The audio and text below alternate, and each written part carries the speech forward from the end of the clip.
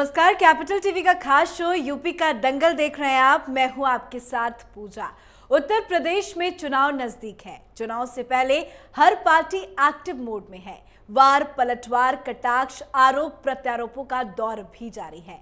ऐसे में हर नेता का बयान बेहद अहम है। इसी बीच यूपी के सीएम योगी आदित्यनाथ ने रिपब्लिक भारत से खास बातचीत की है और कई बड़े बड़े बयान दिए हैं। सीएम योगी के इसी अहम बयानों के साथ यूपी के दंगल में चर्चा में जुड़े हैं हमारे साथ कैपिटल टीवी के editor in chief doctor Manish Kumar. Doctor साहब, बहुत बहुत स्वागत है। धन्यवाद। इस खास इंटरव्यू में योगी आदित्यनाथ ने तो कई बड़े बड़े बयान दिए, जिसको लेकर मैं आपसे चर्चा करूंगी, पर मैं शुरुआत ओवैसी साहब से शुरू करना चाहूंगी।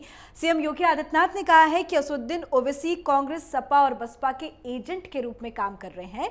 ओवैसी इस बात को जानते भी हैं कि उनके लिए यूपी में कोई जगह नहीं हो सकती है। देखिए, ओवैसी एक बहुत बड़ा फैक्टर जी इस चुनाव में होने वाले हैं। कई सारे पॉलिटिकल पंडित ओवैसी को नज़रअंदाज कर रहे हैं, कह रहे हैं कि भाई उनकी कोई अहमियत नहीं है। योगी आदित्यनाथ जानते हैं कि उनकी अहमियत है, इसलिए उसके ऊपर चर्चा कर रहे हैं जी। लेकिन चूंकि राजनीतिक प्रतिद्वंदी हैं, इसलिए वो यही कहेंगे कि भाई इनका यूपी में कोई लेना देना नहीं है। यही बात बिहार में भी ओवैसी की पार्टी के लिए कही जा रही थी। जी। नतीजा क्या हुआ? नतीजा ये हुआ कि वो 6 सीटें वो जीत करके आए और कई सीटों पे अच्छा प्रदर्शन किया। उन रीजन्स पे मैं आऊँगा, लेकिन भारतीय जनता पार्टी के लिए ओवैसी इसलिए भी इम्पॉर्टेंट है क्योंकि ओवैसी मुस्लिम राजनीति करते हैं। जी। उनके बयान तीखे होते हैं। उनके बयान बीजेपी, आरएसएस, विश्व हिंदू परिषद, अयोध्या और जो तमाम हिंदुत्व के जो मुद्दे हैं उनके खिलाफ होते हैं। और इसलिए भारतीय जनता पार्टी को अगर चुनाव के अंदर हिंदुत्व के भावना को जगाना है, अगर राम मंदिर को एक मुद्दा बनाना है, अगर काशी विश्वनाथ में जो कॉरिडोर बन रहा है उसको जन जन तक पहुंचाना है, तो एक कंट्रास्ट क्रिएट करने के लिए ओवैसी से बेहतर मोहरा इनके पास कुछ नहीं है। लेकिन दाद देनी पड़ेगी योगी आदित्यनाथ की कि उन्होंने जो बात कही, उन्होंने कहा कि भाई ओवैसी तो यहाँ फैक्टर नहीं है, वो तो समाजवादी पार्टी, बीएसपी और तमाम सेकुलर पार्टियों के दलाल के रूप में काम कर रहे हैं, उसके एजेंट बने हुए हैं, वो भावनाओं को भड़काने का काम कर रहे हैं। तो उन्होंने एक चुनौती भी दे डाली, एक चेतावनी भी दे दी, ये कह दिया कि भाई भावना को भड़काओगे तो उसको निपटने भी मैं जानता हूँ, मतलब ये कि कार्रवाई भी होगी। दूसरी जो पॉलिटिकली सबसे रेलेवेंट बात है, जो आपने जो सवाल किया, उन्होंने कहा कि भाई किस तरीके से ये एजेंट है, क्योंकि उनकी भाषा भी एक है। जो अखिलेश यादव बोलते हैं वही भाषा ओवैसी की है और जो ओवैसी की भाषा है वही अखिलेश यादव की है। ओवैसी कहते हैं कि हम फिर से बाबरी मस्जिद बनवा देंगे। समाजवादी पार्टी अब तो नहीं बोल रही, अब नकली राम भक्त पैदा हो गए इस चुनाव में बहुत सारे। केजरीवाल है एक, पहले कहता था कि भाई उसकी पार्टी का यही ऑफिशियल ये था कि वहाँ मंदिर मस्जिद से क्या होता है, ऐसे राम मंदिर को भगवान राम पसंद नहीं करेंगे जो मस्जिद को तोड़ के बनाई जाए। और अभी कह रहा है कि हम सब बुजुर्गों को वहाँ पे यात्रा करवाएंगे। भाई मस्जिद तोड़ के ही बनाई गई है। मैंने गिरगिट भी रंग बदलता है राजनीति में इस तरीके से, जितना नहीं जिस हिसाब से हिंदुस्तान के जो सेकुलर लीडर्स हैं वो अपना रंग बदलते हैं। ओवैसी कहते कि भाई जब नाम बदल दिया जाएगा, अखिलेश यादव ने कहा है भाई नाम बदल देंगे, जब हमारी सरकार आएगी हम भी नाम बदल देंगे। जी, कहा है। तो मतलब क्या, अयोध्या का नाम फिर आप बदल करके फिर आप फैजाबाद कर देंगे, प्रयागराज का नाम बदल करके आप जो है फिर वापस इलाहाबाद कर देंगे। खैर, इतनी हिम्मत तो किसी भी पॉलिटिकल पार्टी में नहीं है। वो दिन, वो जमाना, वो फर्जी सेकुलरिज्म का वो पूरा खेल हिंदुस्तान में सदा के लिए खत्म हो गया है। वो दफना दिया गया है। किसके द्वारा? बीजेपी के द्वारा नहीं, हिंदुस्तान की जनता के द्वारा, कि इस तरह की राजनीति करोगे बिल्कुल कब्रिस्तान में तुमको गाड़ दिया जाएगा। ये हिंदुस्तान ने फैसला कर लिया है। पिछले 3 चुनाव, उसके नतीजे इसी का एक जीता जागता एग्जाम्पल है।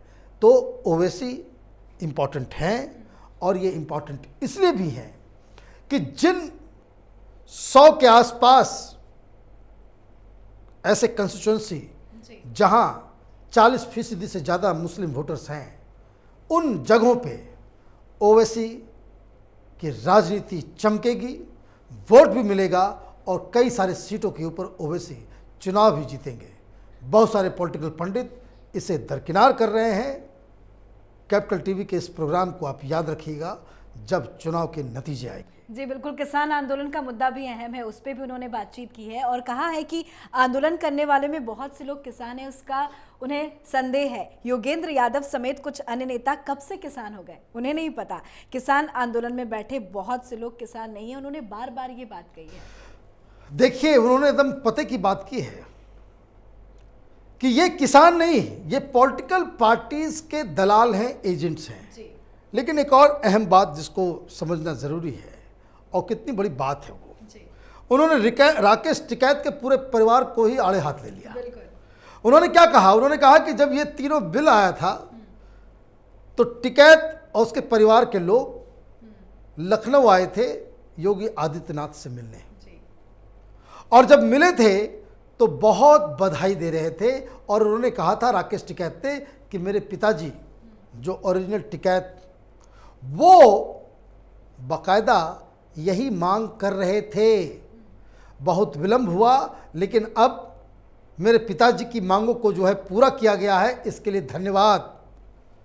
गूगल अगर आप करेंगे तो इस कानून के पास होने के बाद टिकैत ने कई सारे मीडिया में भी जाकर के ये बयान दिया था कि ये फैसला स्वागत योग्य है। इसी को हम लोग कई सालों से, इसके लिए हम लोग जद्दोजहद कर रहे थे, मांग कर रहे थे। अब इस सरकार ने पूरा कर दिया।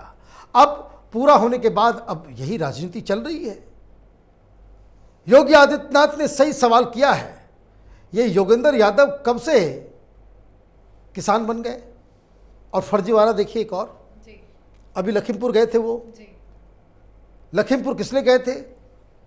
वो बोले थे, योगेंद्र यादव ने कहा कि हम तो उस वाकया के दौरान जो ये खालिस्तानियों ने, वो जो भीड़ ने लोगों को दौड़ा दौड़ा करके डंडे से पीट पीट के मारा था, जो बीजेपी के कार्यकर्ता थे, उनके घर जाकर के ये मिलने गए थे योगेंद्र यादव। तो संयुक्त किसान मोर्चा वालों ने इन्हें 1 महीने के लिए सस्पेंड कर दिया। अभी 1 महीना पूरा नहीं हुआ, और जैसे ही प्रेस कॉन्फ्रेंस शुरू हुआ, चेहरा चमकाने के लिए पहुंच गए। और पीछे आप देखिए तस्वीरों को, वो तमाम चेहरे, तो कोई नर्मदा बचाओ आंदोलन वाली, तो कोई कहीं कोई कहीं, ये सब एनजीओ गैंग कांग्रेस पार्टी वाले, ये सब चेहरा चमकाने के लिए, इसका पूरा क्रेडिट लेने के लिए वहाँ पे आकर के खड़े हो गए। ये दर्शन पाल हो या कोई भी हो, ये सब वामपंथी और कांग्रेस, इन लोगों का जो है वर्चस्व हो गया है। केजरीवाल या कांग्रेस, ये सब लोगों को अब ये भी समझ में आ गया धीरे धीरे कि आंदोलन तो हो गया, लेकिन कोई राजनीतिक फायदा इससे होता नहीं मिल रहा है, और इसलिए ये लोग कट गए हैं। अब इसलिए आप देखिए, अभी इन्होंने क्या कहा था कि भाई सोमवार को 29 तारीख को ट्रैक्टर रैली लेकर जाएंगे, इन्होंने मना कर दिया कि भाई नहीं, क्योंकि सब लोगों ने अपना हाथ खींच लिया है, इसलिए ये लोग फंस गए हैं। और इसी चीज़ को योगी आदित्यनाथ ने अपने इंटरव्यू के दौरान जो है इसको उठाया। चलिए, गठबंधन को लेकर भी चर्चाएं समाजवादी पार्टी की कुछ ज़्यादा चल रही है। तो उन्होंने कहा कि 2017 के चुनाव में 2 लड़कों की जोड़ी आई थी, जबकि 2019 में बुआ बब्बा की जोड़ी भी आई थी। ये कहा उन्होंने कि ऐसा पहली बार नहीं है।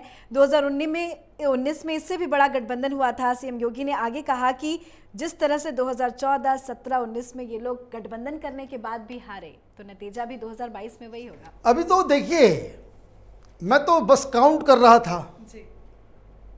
आप लोगों ने भी स्टोरी भी की है, 10 से ज़्यादा गठबंधन पार्टनर हो गए हैं। अब इतने सारे गठबंधन पार्टनर बन जाएंगे तो आप समझिए कि 100 से ज़्यादा सीटें तो समाजवादी पार्टी को अपने गठबंधन वालों को ही देना पड़ जाएगा। गठबंधन हो रहा है, विलय नहीं हो रहा। और किन लोगों ने अखिलेश यादव को ये समझा दिया है कि छोटी छोटी पार्टियों से गठबंधन करके आप जो है एक अच्छी स्थिति में पहुंच जाएंगे, ये मुझे समझ में नहीं आ रहा।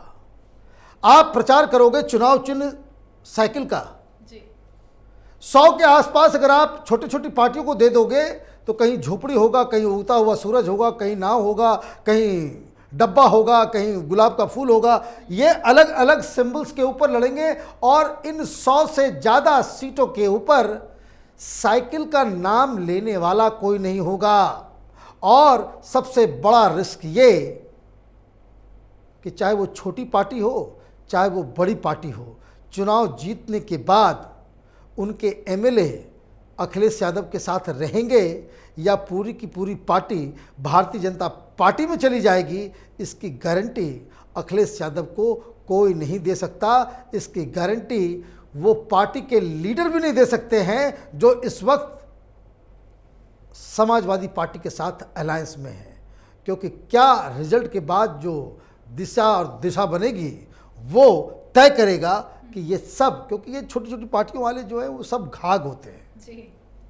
इसके अलावा कुछ नहीं जानते हैं, कोई विचारधारा नहीं, कुछ नहीं। भाई राजभर तो कुछ दिनों तक, अभी कुछ दिन पहले तक वो भारतीय जनता पार्टी में था, अब अचानक से इधर आ गया और उसके बाद भी ये भी कह रहा है कि भाई हम 20 चीफ मिनिस्टर और 20 deputy chief minister, 5 chief minister और 20 डिप्टी चीफ मिनिस्टर देंगे। ये तो अलग अलग किस्म के लोग हैं। तो खैर, जितना ज़्यादा जिसको कह सकते हैं कि गठबंधन समाजवादी पार्टी का बड़ा होता जाएगा, समाजवादी पार्टी की साख उतनी ही कमज़ोर होती चली जाएगी। और सबसे बड़ी बात, और राजनीति का खास करके नॉर्थ इंडिया में या पूरे हिंदुस्तान में एक गोल्डन रूल है, 20% वोटर्स तो उसे ही वोट देकर के आते हैं जिसमें उनको लगता है कि ये जीत रहा है। लोग ये कहते हैं, यूपी वाले, बिहार वाले, कि हम अपना वोट बर्बाद नहीं करेंगे हारे हुए कैंडिडेट को देकर के, हम वोट उसी को देंगे जो जीत रहा हो।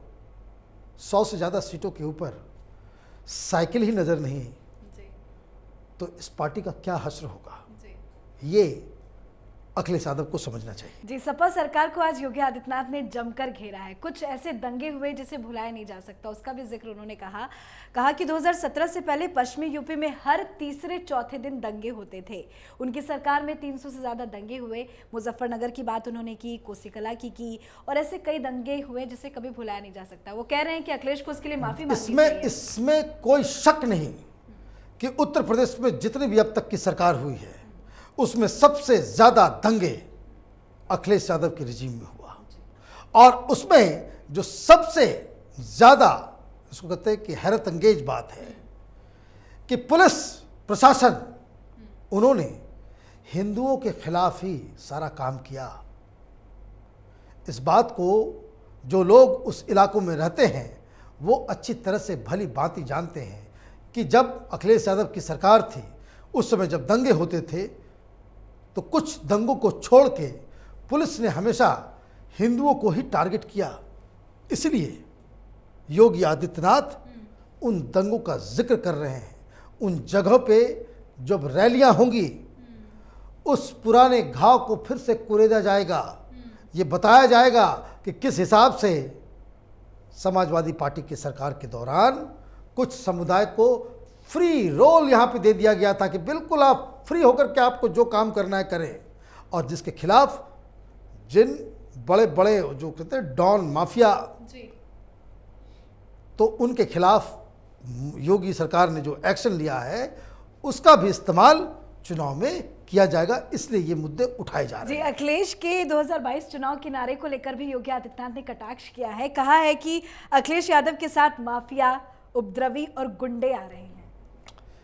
ये लाइन तो है कि योगी आदित्यनाथ और भारतीय जनता पार्टी यूपी की सरकार को इस बात के लिए बड़ा ही उसको प्रेज करते हैं। और एक बहुत इसको कह सकते हैं कि एक पॉइंट है, बहुत ही सेंट्रल पॉइंट है इनके कैंपेन का कि योगी सरकार जब से आई है तब से गुंडा माफिया, ये जो उपद्रवी किस्म के लोग हैं, दंगाई हैं, उनके खिलाफ न सिर्फ कार्रवाई हुई है बल्कि बुलडोज़र चलाया गया है। ये बुलडोज़र जो है यूपी के चुनाव में एक अलग सिंबल बनता चला जा रहा है। सब लोग यही बुलडोज़र, योगी के बुलडोज़र से सबको डर लग रहा है, क्योंकि बड़े बड़े दंगाई, बड़े बड़े माफिया डॉन को बुलडोज़र के जरिए उनके घरों को जो तोड़ा गया है, इसका भी पब्लिक में एक अच्छा संदेश गया है। सर, कुछ दिन पहले पीएम मोदी और सीएम योगी की एक फोटो जबरदस्त वायरल हुई थी, जिसको लेकर कई सवाल हुए। एक आखिरी सवाल मेरा उससे ही जुड़ा है, उसको लेकर भी उन्होंने खुलासा किया और कहा कि इसका मैसेज ये साफ है कि ये डबल इंजन की सरकार है, लोक कल्याण और यूपी के विकास के लिए हम काम कर रहे हैं। हम अपनी उपलब्धियों के बल पर जनता के बीच में है, हम सिर्फ बीजेपी नहीं है, हम एक परिवार है, आपस में बहुत ज्यादा लगाव और प्यार है। देखिए, वो एक तो इमोशनल फोटो था ही, लेकिन मैं एक मीम बता दूं जो मैंने देखा आजकल सोशल मीडिया में खूब चल रहा है, कि लोग ये कह रहे हैं कि योगी आदित्यनाथ के कंधे पे हाथ रख करके प्रधानमंत्री मोदी बोल रहे हैं कि ये जितने भी जो डॉन हैं और ये सब हैं, इनकी ठुकाई तुमने सही की, अब जो है गाजीपुर बॉर्डर में ठुकाई करना। लोग इस तरह की कई तरह के बातें कर रहे हैं, लेकिन एक बात सही है, भारतीय जनता पार्टी के अंदर आपने कभी गौर से अगर देखा हो, बनारस में जब प्रधानमंत्री मोदी पिछले से पिछली बार में जब वो गए हुए थे और वो तारीफ कर रहे थे योगी आदित्यनाथ की, योगी आदित्यनाथ का चेहरा इसको कह सकते कि रुआंसा सा हो गया था, उनकी आंखें नम पड़ गई थी। ऐसा लग रहा था कि कोई टीचर बहुत ही तारीफ कर रहा हो अपने स्टूडेंट की, और वो बॉडी लैंग्वेज, इस तरह का इसको कहते हैं आत्मीयता, अपनापन, जो बीजेपी के टॉप सर्कल्स में देखने को मिलता है। ऐसा नहीं कि सबके बीच मधुर संबंध है, वहाँ पर भी कंपटीशन है, बहुत सारे लीडर्स को देखना नहीं चाहते, बातचीत नहीं करना चाहते, लेकिन ये जो परस्पर प्रधानमंत्री मोदी के साथ जो इक्वेशंस हैं कुछ लीडर्स के, वो वाकई राजनीति से हटके बहुत ही ज़्यादा पर्सनल लेवल पे है, और इसके लिए दोनों ही लीडर बधाई के पात्र हैं। और तभी योगी मोदी की जोड़ी से विपक्ष में खलबली मची हुई है। योगी के नाम से ज़्यादा खलबली है। प्रधानमंत्री मोदी के सामने तो विपक्ष ने सरेंडर कर दिया है। सिर्फ एक अपना ये युवराज जो है राहुल गांधी, वो ज़बरदस्ती वो कटाक्ष करता रहता है, पर्सनल अटैक करता है। अदरवाइज डीप डाउन जो हिंदुस्तान का विपक्ष है वो समझ चुका है कि जब तक मोदी हैं उनको हटाया नहीं जा सकता। दिक्कत उनको ये हो रही है कि तो चाय वाला था, ये गाय वाला आ गया, गेरुआधारी, तो बहुत दिक्कत होगी। और इसलिए सारे लोग, ये लुटियन गैंग, ये वामपंथी, अब मोदी की को छोड़ के योगी को कैसे रोका जाए उसकी स्ट्रेटजी में जुटे हुए। चलिए, बहुत बहुत शुक्रिया सर समझाने। धन्यवाद। तो सीएम योगी कोई बयान देते हैं तो उसका मतलब साफ होता है। चुनाव से पहले इन बयानों को काफी अहम माना जा रहा है। सीएम योगी ने विपक्षियों पर जमकर हमला किया और साफ कर दिया कि बीजेपी अपने अहम मुद्दों पर चुनाव लड़ेगी। सीएम योगी ने यह भी कहा कि केंद्र में जब मोदी की सरकार बनी तब से ही बदलाव देखने को मिला। बीजेपी सरकार में सोच बदली है। मोदी ने जनता के लाभ के लिए एक एक योजना को लागू किया और योजनाओं का लाभ जनता तक पहुंचा है। इसी के साथ मुख्यमंत्री ने दावा किया है कि यूपी में बीजेपी वापस आ रही है। यूपी के दंगल में बीजेपी भारी बहुमत के साथ सरकार बनाएगी। तो यूपी के दंगल से जुड़ी हर बड़ी खबरों के लिए देखते रहिए यूपी का दंगल, और उत्तर प्रदेश की तमाम छोटी बड़ी खबरों के लिए देखना ना भूलें कैपिटल टीवी का ही channel capital TV Uttar Pradesh. नमस्कार। 2 साल पहले शुरू हुई एक मुहिम, मीडिया में एक नया आंदोलन, शपथ झूठ को बेनकाब करने की, संकल्प सच को आप तक पहुंचाने का, और इस क्रांति को मिला आपका साथ। हर दिन हमसे जुड़े लोग, 10,70 करोड़ से ज्यादा दर्शक हमें देख चुके हैं। अब है आपकी बारी। उत्तर प्रदेश में नए आंदोलन की तैयारी। आपका कैपिटल टीवी अब और स्पेशल और fresh. Capital TV, Uttar Pradesh.